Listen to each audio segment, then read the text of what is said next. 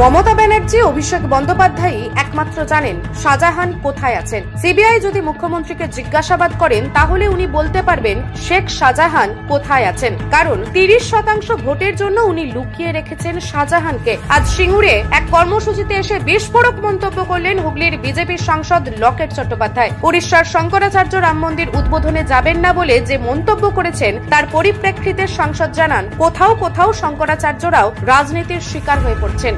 শঙ্করাচার্যরাই তো শিখিয়েছেন মানুষের মধ্যে ঈশ্বর বসবাস করেন, তাহলে যে মানুষটা 140 কোটি মানুষের দায়িত্ব নিয়েছেন তিনি যদি এটা করে থাকেন তাহলে তা অসুবিধা কোথায়? রাহুল গান্ধীর ভারত ছাড়ো যাত্রা সম্পর্কে সাংসদ বলেন, ভারত ছাড়ো যাত্রা তো এর আগেও হয়েছিল, তারপরেও তো 3টি রাজ্যে বিজেপি এসেছে।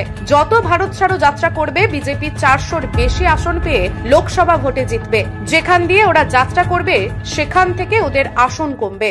শ্রদ্ধা করি, নিশ্চয়ই শঙ্করাচার্য আছেন, কিন্তু অনেকের নানা রকমের মানুষ প্রত্যেকটা জায়গায় কোথাও একটা রাজনীতি ঢুকে যাচ্ছে আমার মনে হয়, এবং রাজনীতির শিকার অনেকে হয়তো বড় বড় শঙ্করাচার্যরাও তারাও বাদ পড়ছেন, তাদেরকেও সম্ভবত কোনো রাজনৈতিক ঘরানায় ঢুকিয়ে দেওয়া হচ্ছে, ওনারা নিজেরাই ঢুকে যাচ্ছেন, ওনারা বুঝতে পারছেন।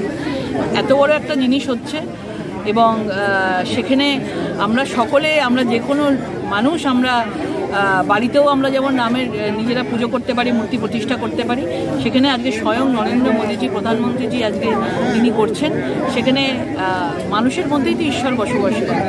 সুতরাং তারাই তো আমাদের শিখিয়েছেন, শঙ্করাচার্য তো আমাদের শিখিয়েছেন মানুষের মধ্যে ঈশ্বর বসবাস করে। তো মানুষ যদি করে থাকেন, এত বড় একজন মানুষ যিনি 140 কোটি জনতার দায়িত্ব নিয়েছেন, তাতে আমরা সকলে সামিল হতে চাই। দিলীপ ঘোষ বলেছেন উনি কংগ্রেসের শঙ্করাচার্য হয়ে যাচ্ছেন। বললাম তো, রাজনীতি ঢুকে গেছে, বড়ই বেশি রাজনীতির ঘরানায় এরাও ঢুকে যাচ্ছে।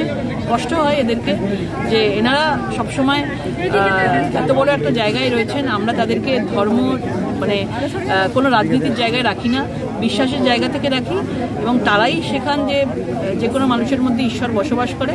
তাদের মুখে এই কথাগুলো শুনলে সত্যি। কংগ্রেসের ভারত জোড়ো যাত্রা শুরু হচ্ছে, রাহুল গান্ধী যাত্রায় বেরোচ্ছেন, কি বলবেন বিষয়টা? কিছু হবে না, ভারত জোড়ো যাত্রা তো প্রথম হয়েছিল, তারপরেও 3টে রাজ্যে বরাডুবি, 3টে রাজ্যে ভারতীয় জনতা পার্টি এসছে। এই আবার যে ভারত জোড়ো যাত্রা আবার শুরু করবে, দেখবেন যত ভারত জোড়ো যাত্রা করবে সেটা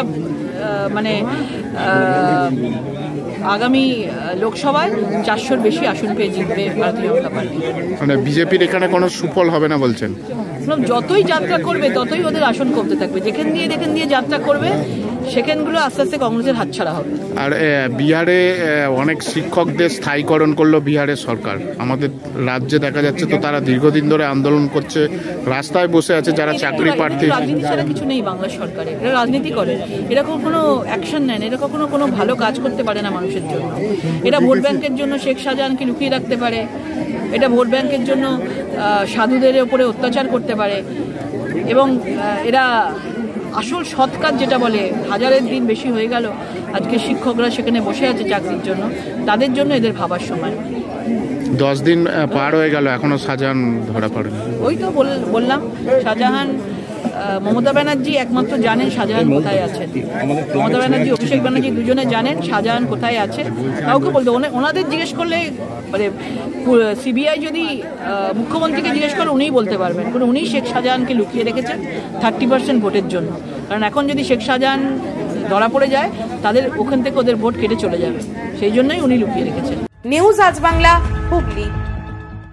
নিজের পছন্দ মতো বাইক কিনতে চান? তাহলে আজই আসুন হুগলি জেলার সর্ববৃহৎ হিরো অনুমোদিত শীততাপ নিয়ন্ত্রিত ডিলার সুপার অটোয়। এখানে রয়েছে নিত্য নতুন বাইকের সম্ভার, অত্যাধুনিক বাইক সার্ভিসিং এর সুবিধা ও পাচ্ছেন হিরো কোম্পানির অরিজিনাল স্পেয়ার পার্টস। এছাড়াও এখানে সমস্ত পেট্রোল ডিজেল গাড়ির ধোঁয়া পরীক্ষাও করা হয়। আমাদের ঠিকানা ভীমপুর, তারকেশ্বর, হুগলি। ফোন নাম্বার 9434026200 এবং 9289922801। তাই বলি, পছন্দের বাইক আপনার আর পরিষেবা সুপার অটোর।